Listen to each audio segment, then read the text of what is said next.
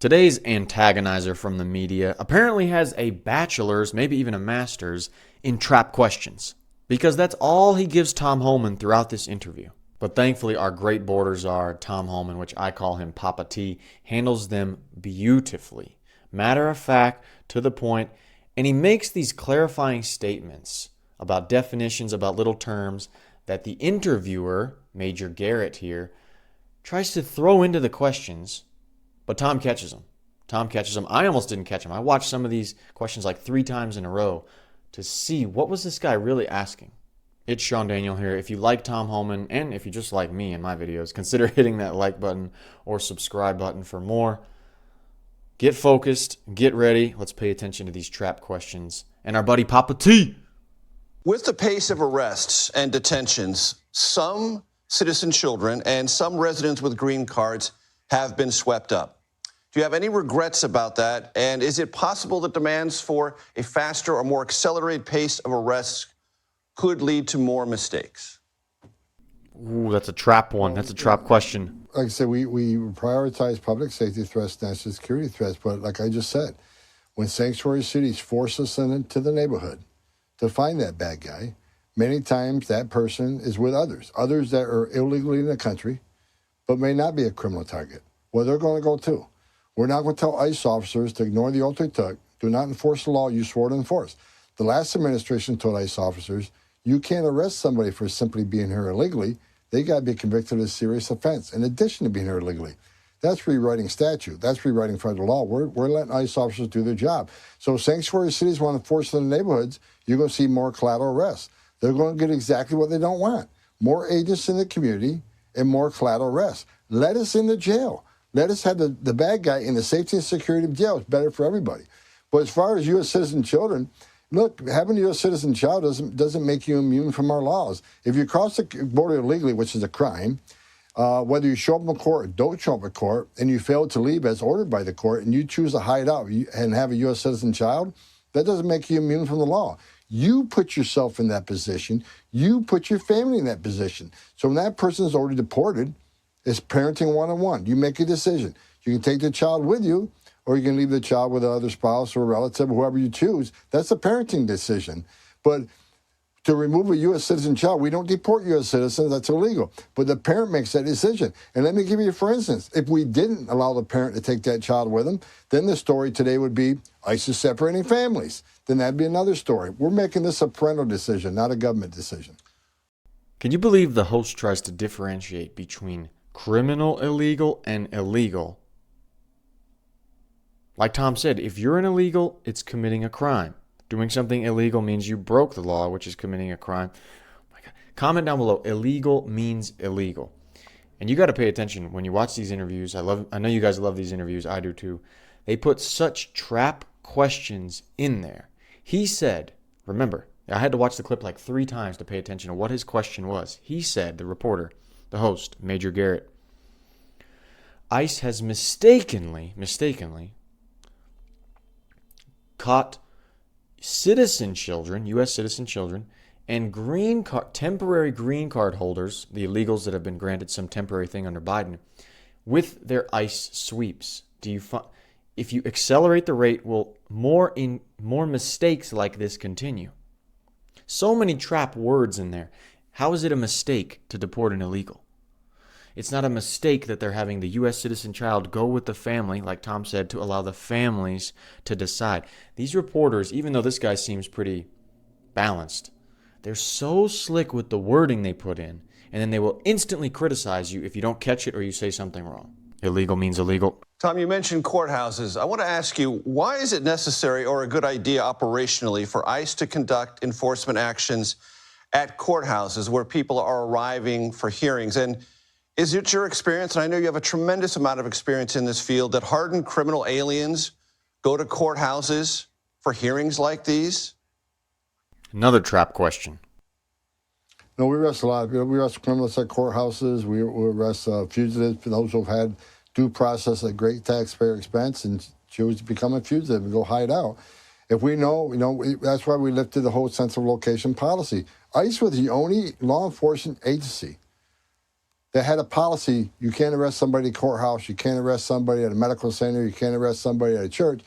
And look, there's no sanctuary for a public safety threat or national security threat. So when we lifted that policy, it's like we're not going to raid schools. We're not going to go and raid a school, but if we have an MS-13 member that's a senior in this high school, and we know he's there now, we've been looking for him, we'll work with local authorities to arrest that MS-13 member. Law enforcement does that every day, every other law enforcement agency. So we're no different, but there's no sanctuary for public safety threats and national security threats. But courthouses, look, I've been in courthouses many days, many times, where I watched a father getting arrested in a courtroom for not paying child support. So why can't ICE go in a courthouse and arrest a significant public safety threat? It's the right thing to do. Take them off the streets and put. And look, if the local prosecutor, the state or federal prosecutor, want to continue with the prosecution, they simply got to agree with us, take them back in custody, let us know when you're done with them. But there's no sanctuary for illegal aliens or a public safety threat in this country. You know, I never thought about that. Did you guys ever think about that? Why is ICE under special conditions about when and where they can arrest you? If I commit some super crime or even a small crime in my city, is there some hesitation or limitation on how the police can come and arrest me? If I'm inside a pool bar, if I'm inside out at a park, or I'm by next to a courthouse. Man, that is a great point. That's why we love Tom Homan. Hit the like button if you love Tom Homan. As a general principle, is someone who is in this country illegally, but not a criminal, has not committed any criminal violation in this country, just here working and living illegally, is that person, according to your definition, by himself or herself, a public security threat or a national security threat? Another trap one. No, they're not. But let me add to this. Well, our priority is public safety threat or national security threat. But if you're in the country legally, you're not off the table. I mean, I may prioritize my family life over my business life, but I don't forget about my business life. Prioritization is about going after who first. But if you're in the country legally, that's not okay. It's a violation of law to enter this country legally. That's a crime. So if you're in the country legally, you got a problem. That's why we're pushing the CBP Home app to go on your own. Make your arrangements. Plan your departure. We'll work with you. We'll give you a plane ride. We'll give you money to help you down there. But you can do the CBP Home app and get your matters in order. Mm-hmm. Much more humane process, and we'll help you. But if you go make us come find you and put you through this whole process at great taxpayer expense, right, and formally remove you based on a court order, then there are statutory bars placed against you. Right. Where you can't come back to the country, take advantage of a tourist visa or visitor visa, or maybe have a U.S. citizen child that can petition for you for some day. Make those legal avenues open to you and leave on your own. Tom, we'll continue this conversation. I hope you'll come back. Do you guys think a lot of illegals will actually self-deport because the Trump administration is putting such harsh punishments on people who don't self-deport? Or do you think not that many will? Let me know in the comments. Because they've already shown that they don't respect the laws of the country. They want to come in any way possible, which sometimes is understandable when you see how ridiculously hard the United States makes it to enter and stay and work in the U.S. That's a separate issue. But if they've already disrespected the laws of the country, stayed with an order of deportation, a lot of them, I think it was like 80%, Tom said, 90%. Why would they then honor the next conditions or laws being set up by the Trump administration if they already have a habit of disrespecting the laws, thinking they're above them, thinking they can do what they want? That's a pretty bold thing, to enter and stay in a country illegally. You're not at ease every day. You don't have things set up that easily for you. Probably better than your home country. But when you've gotten to that point of living to that level of just saying, you know what, I don't care about the laws, I'm going to do this anyway, I don't think all of a sudden you're just going to switch and be like, let me honor these laws and leave. But if they make the punishments harsh enough, maybe they will. Let me know what you guys think down below. Now we're going to hear more from the interviewer when he has on this guy who gives some interesting facts about immigration. He's an immigration reporter. He keeps it pretty factual, and I think this will teach you guys some things. It taught me some things, and I'll share some thoughts on it as well regarding Tom Homan, regarding immigration, regarding ICE. What did you hear from Tom Homan that either did or did not comport with what we're seeing actually playing out? How about on courthouses and enforcement actions there? Well, the border czar said, Major, that the courthouse arrests conducted by ICE are mainly targeting criminals and people he considers to be public safety threats. But that may be true when ICE is going into local, county, and state courthouses overseeing criminal cases for migrants who are in the country illegally and also facing criminal prosecution. But we are talking about a different operation targeting immigration courthouses that are attending to the cases of migrants.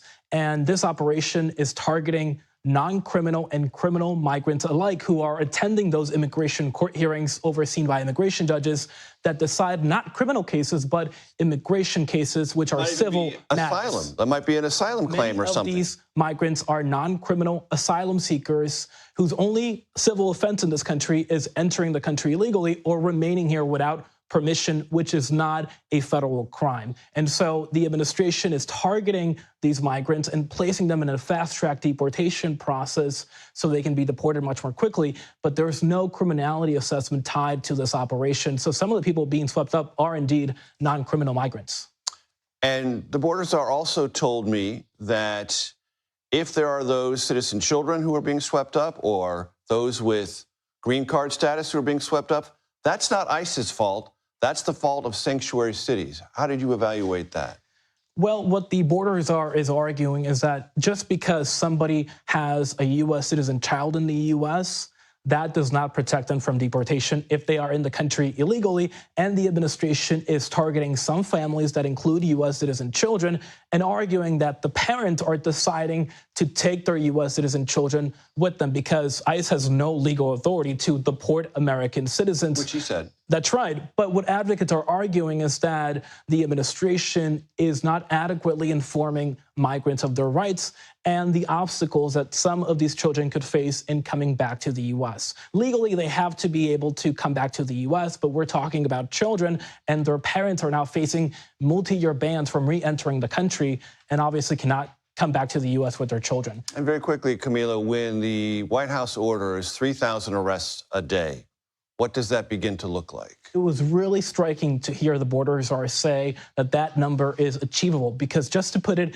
in perspective, Major, during the last year of the Biden administration, fiscal year 2024, ICE averaged about 300 daily arrests. And right now, ICE is averaging about 700 daily arrests. So going from 700, the current average, to 3,000 arrests would be an unprecedented expansion of immigration enforcement in this country that many experts say is not possible with the current staffing and resource levels. But of course, Homan is right that now ICE is getting help from agencies like the FBI, ATF, DEA, and Customs and Border Protection alongside the IRS and other federal agencies. So yes, ICE is getting more help from across the government, but this is still a very significant and ambitious goal.